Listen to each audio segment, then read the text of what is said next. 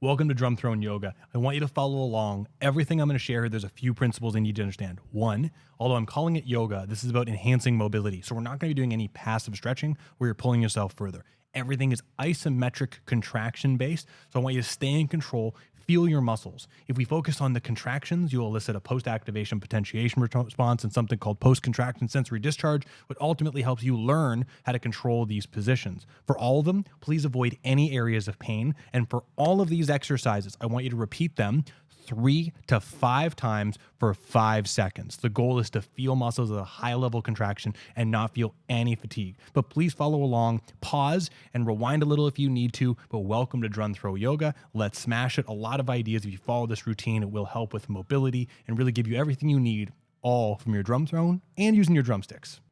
We're going to start with the feet. So we're going to start with your toes and ankles. First, we're going to do toe dorsiflexion or toe extension. Really reach up and feel all the muscles on the top of your foot, really reaching up and give it a good hold at the top. Second, we're going to do dorsiflexion. This is very familiar for most drummers, lifting your feet up, focusing on feeling the contractions in the front of your shins. If you want to make this more difficult, you can place your other foot on top of your foot and lift up and give it a hold. This adds extra resistance and can help contractions for more advanced and stronger individuals. But get started with the first one, see how it feels, and then move to more complicated variations as you feel comfortable.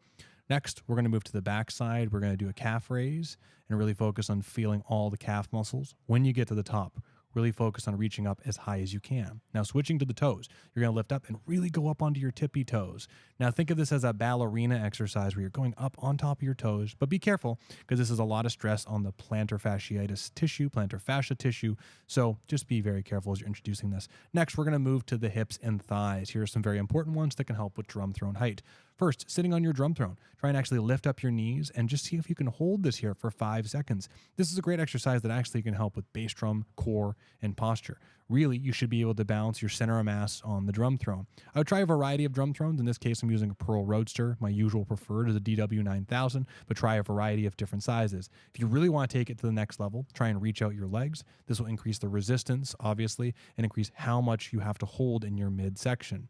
Once we get through this, we're going to now go into abduction. So keep your feet flat. Don't let your knees escape from over top of your feet and come in and out.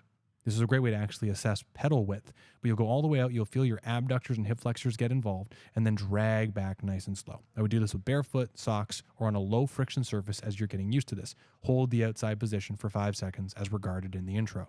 Next, hip flexion. You're going to lift your leg up as high as you can without any postural deviation, giving it a nice hold at the top, alternating from side to side. Like the dorsiflexion exercise, you want to make it harder. You can lean into it with your hand to provide a little extra resistance to create a barrier. This creates a more intense isometric contraction, but is also quite a workout. Again, avoid fatigue, avoid pain, and really focus on a nice, tall posture. We're going to be transitioning to some core exercises now. So what I want you to do is we're going to actually make sure you got that nice firm seat. Lean back as far as you can until you feel your stomach get engaged. Don't let your posture change. Really focus on tall posture and give it a good hold. This can be actually a lot tougher than it looks, so be careful. Now, if you want to try and get obliques involved, you can do the exact same lean back with a trunk rotation. So seated in your normal spot, turn from one side to the other, lean back and give it a nice definitive hold to the back while your feet are flat on the ground. Do not let your feet come off the ground. Same idea to the other side. A less complicated variation of the side bending exercise and working on your obliques is just merely side bending without the lean back. You can try the harder one or you can try this one, whatever you like. I actually do both. The leaning back involves more spinal extension and really a lot more postural control. This one actually focuses more on the eccentric control of the lengthened oblique. So when you go to the right, the lengthened side. So in this case, the right side oblique is working a lot harder than the left side, despite being squished on the left side. That has to do with moment, arm, and torque. All these exercises are fantastic and really give you a good sense of how your back will feel. Don't push into any pain with any of these. Now, trunk rotation is another favorite of mine. Put your hands together and focus on turning all the way to one side. Just go to where you feel comfortable, keeping your feet flat, but really focus on tightening your stomach at the end range so you'll feel your midsection contracting. This is a great one for working on getting around the drum set. And in fact, I do this one nearly every day. We're going to add drumsticks now, and this actually is going to work on some hand exercises. And there's a lot of different things you can do here, but the first thing we're going to do is we're going to do an isometric into pronation, palm down. Do not let your elbow flare out. You're going to turn your hand in, meet your drumsticks where your hand can turn comfortably, and try and turn in for 5. We'll alternate sides, and you can see here, I actually have a little less motion on this side because I've got a ganglion cyst in this wrist. So that means I'm modifying the range of motion based off of each hand, but focusing on not pushing into pain, having a nice strong grip, and feeling the flexor wad, really feeling all the muscles in the inside of my forearm.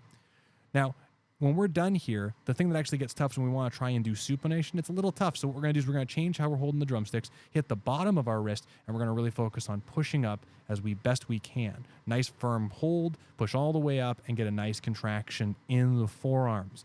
Quickly, this is not a replacement to hand warm-ups on the drum set, but just merely a great way to incorporate a hand mobility routine into your drum throne yoga. Now, if we want to take the drumsticks and make it a little bit more complicated, we can reach up overhead and do just a shoulder flexion exercise. The thing with this, keep your elbows in tight. A lot of people want to flare their elbows out really wide. With traditional width drumsticks, you won't have to worry about width too much. Don't go too narrow.